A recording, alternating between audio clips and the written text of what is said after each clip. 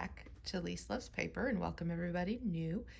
I'm here today to show you my absolute disaster area of a craft room. So if any of you have watched my original craft room tour, this probably looks very different because things have moved around, and I will do another craft room tour once this is all done, but I kind of wanted to give you guys an update. So I'm going to just walk you around, talk you through my potential plans, my bugaboos, like what I'm not sure what to do with, and other things. And then hopefully this will be followed shortly by an actual craft room tour with it all pretty and done. So when we did my last craft room tour, the couch was here, and against that wall we had a entertainment unit with a TV sitting on top of it. So it's kind of like a kids area, and over here was the kids desk area and everything. They were not playing. They've both reached the ages where they're much more interested in other things. And so I decided to take back some of that space. So what you see here is this was against that wall over there and had a lot of their stuff in it. So it is one of those 4x4 units. And the kids and I went through all of that off camera and donated things they didn't want anymore, and they still have this whole column of 4 sections of stuff that they can access from the other side. You can see our couch moved over here. I'm not going to show you that disaster side. My jewelry table, which had been over here, is now right there.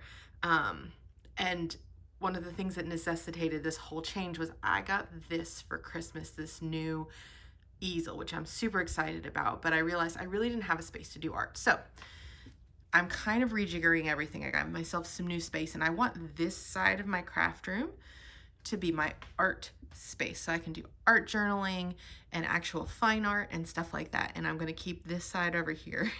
Look at my lovely desk, for scrapbooking.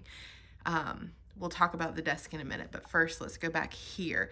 So of these 2 chairs, this one here will probably move over there in the kids area because it does fully swivel. I don't need a swivel chair, but this chair is from upstairs and will probably stay here because I do want a chair down here. I might replace it. We will see.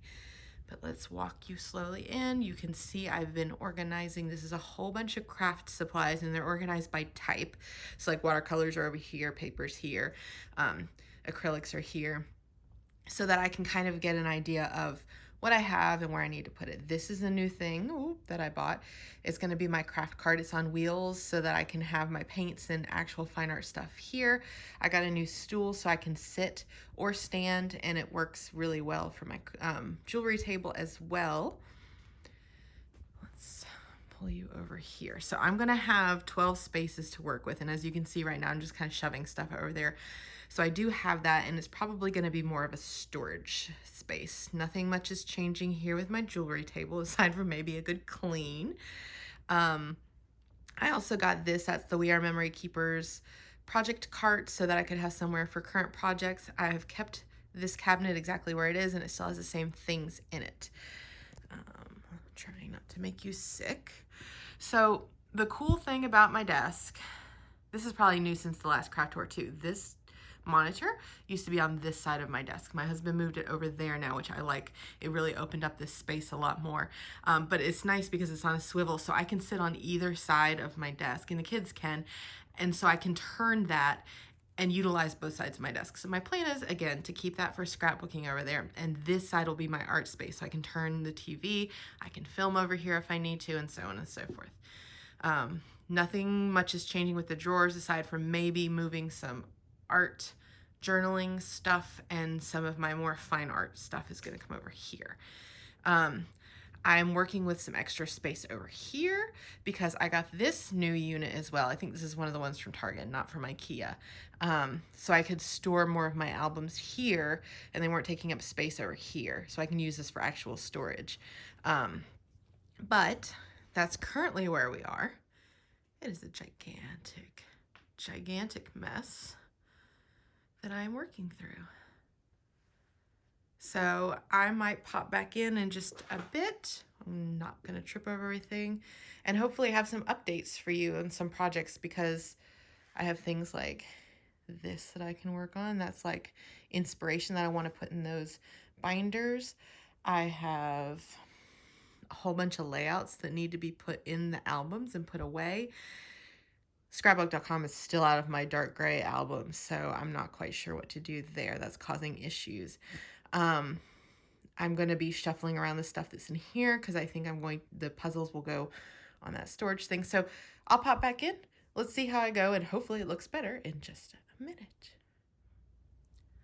I have made some progress, although it might not look like it. So I stopped because I needed to get some new bins.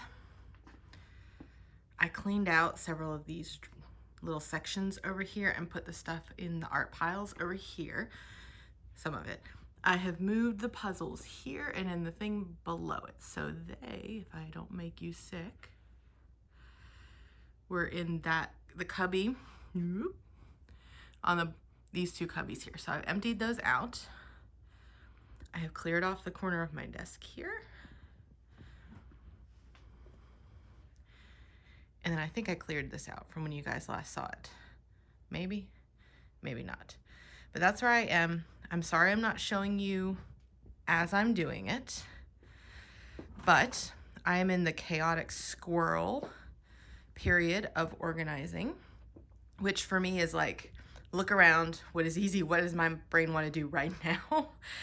And so I don't know that anything would make sense anyway. So just to talk you through some other things that I plan on doing. So up here, these are all acrylic paints. So once I see how many acrylic paints I have, which is a lot, I'm probably gonna put them elsewhere. Down here in this white bin back here, this is all my ribbons and stuff like that, which I do access when I'm scrapbooking. For now, I'm considering moving them in here, but I might change my mind later. I reserve the right to do so. We will see. So I'm gonna do that. And I think I might put like my watercolor pads in there and use this for like watercolor storage. I'm not sure. All this stuff sitting in this chair right here is like my art, my travel art stuff. So I take art classes at my local community college, and this was all for a mixed media class that I took, and I'm going to take it again. It starts, I believe, at the end of March. So I don't want to unpack it. I think it's either going to live under my desk for now or in this little dead space behind the chair. We will see. So that is where I am. I also am going to, these drawers are all empty. They're wood on wood, so I have a thing on top of it that's to kind of grease it as like beeswax, I think. So I'm going to do that. I got some shelf liner to put in there, and then hopefully I can start getting rid of some of these piles. So next time I see you, hopefully I have made some more progress. I am popping in to show you my solution for my Posca paint pens, and more than just Poscas. So I found these on Amazon, and I will link them below. I like them because they have these dividers that come out. So when I have more, like I generally have very few purples, but like a lot of, blues, then I can pull it out when I need to. But I wanted them to sit horizontally on the shelf over there. And so as you can see, I've turned them sideways and I've kind of stadium stacked them. That way it's also easier to get to them as I use them. The way I'm attaching them is not permanent. Keep that in mind. It's not even permanent enough that you can lift it up from the top, okay? But I'm just putting a line of, double-sided adhesive here and one here, and then putting it on top. I will carry it from the bottom when I put it over there, but I just wanted to let you know my solution for that, and I'll show you shortly how it looks on the shelf.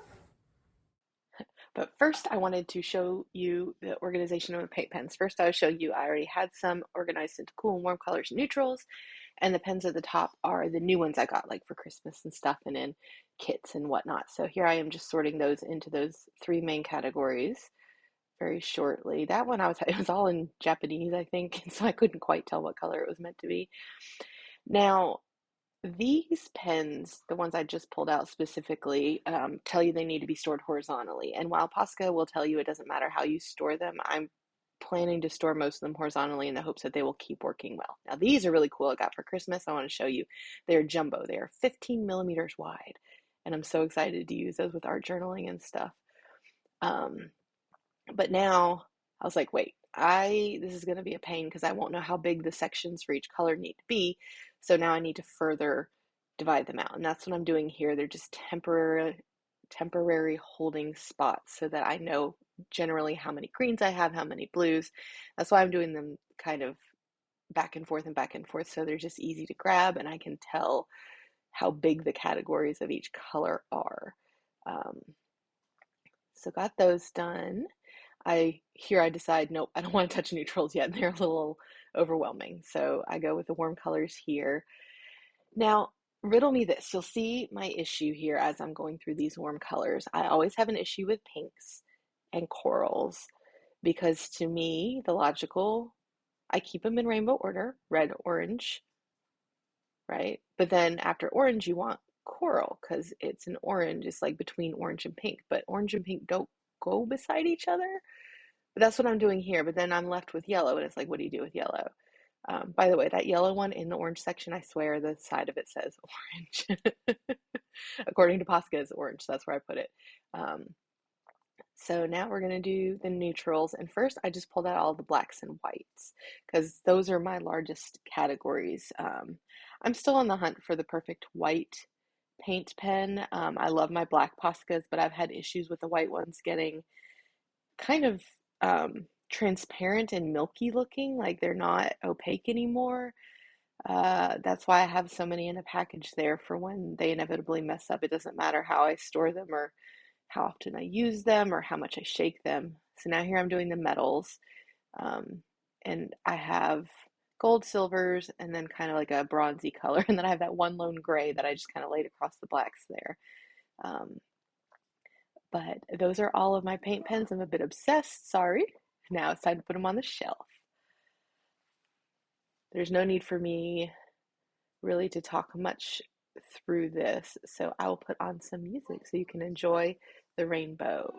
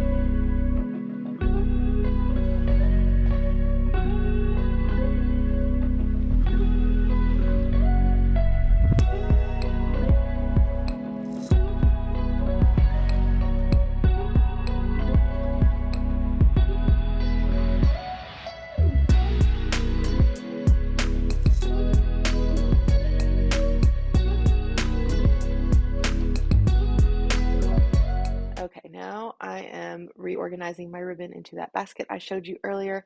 It is a super sophisticated system of randomly sized plastic bags, and they're just sorted by color family because you know me in color. So I even include things I was showing you there, like twine, like random bits that I have there. You'll also see that I have some loose ribbon in there. So anytime I get any kind of packaging or a present or something that has ribbon, and I'm like, oh, that's some nice ribbon, I just kind of toss it on top here so that way I have it and can use it. Um, I'm trying to make sure as I put them in the new basket that I am kind of burying the colors that I don't use as often, like the greens and the yellows and stuff. And I'm keeping the ones that I do use more often, the whites and the neutrals and stuff, toward the top so I don't have to go digging for them. And then you'll notice here at the bottom, I have this random assortment of like ribbon rolls and tulle, and I decided I don't really use those. I haven't seen them in a couple of years, so it's time for them to find a new home. So I will be destashing those. But yeah, that's it for my ribbon storage. Nice and simple, but not very pretty, which is why we hide it in the basket down here. Now, this is the craft acrylic paint, and this is where I had stored it. The kids know that they can play with these. I was showing you there. That's the way they're supposed to look, kind of rough rainbow order. But clearly they were outgrowing this bin, and I have the space now. So I moved them to this larger bin, and I'm maintaining the rainbow order, and you'll see as I'm going through this that I'm getting rid of any that are, fully used up, or there's that one right there was fabric paint, so I'm moving it somewhere else with the other fabric paints.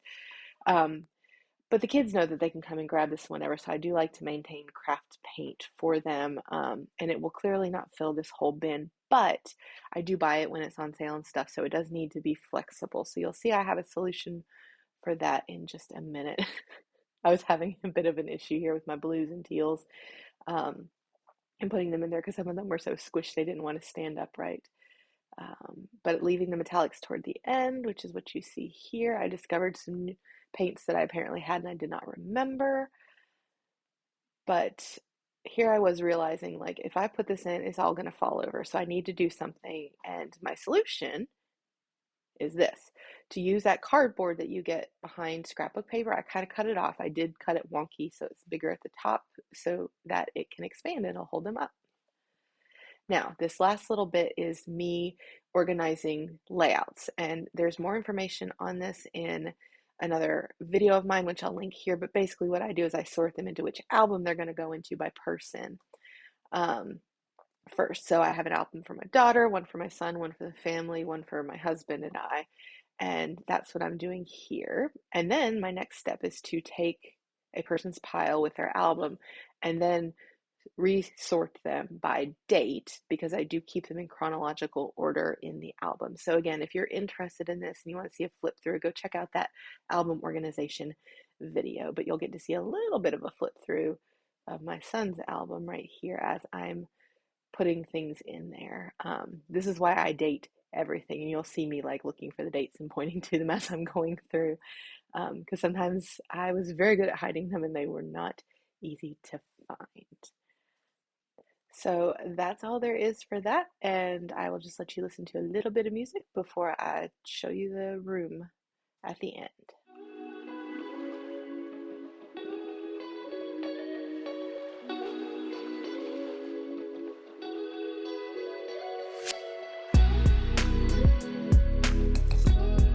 And here is your last full room update before I tidy things and do an actual craft room tour. Now you'll notice all the art stuff is still there because I have not yet gathered all of it together, and I really have to come up with a game plan. My tentative game plan is to do all of my watercolory stuff over here, and like mixed media art journaling stuff like in these two areas, because those are completely cleared out.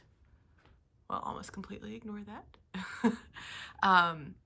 And then to use, the bottom of this and some of these spaces over here for the stuff that I would use on the easel, like the acrylics and oils and stuff like that.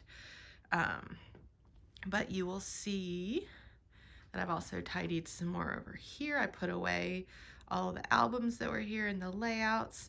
I did clean up back there. I put away the Halloween stuff. I got some new stuff. That's for my upcoming Disney album, but that is where we are, so stay tuned. And we will have an updated craft room tour soon. Bye!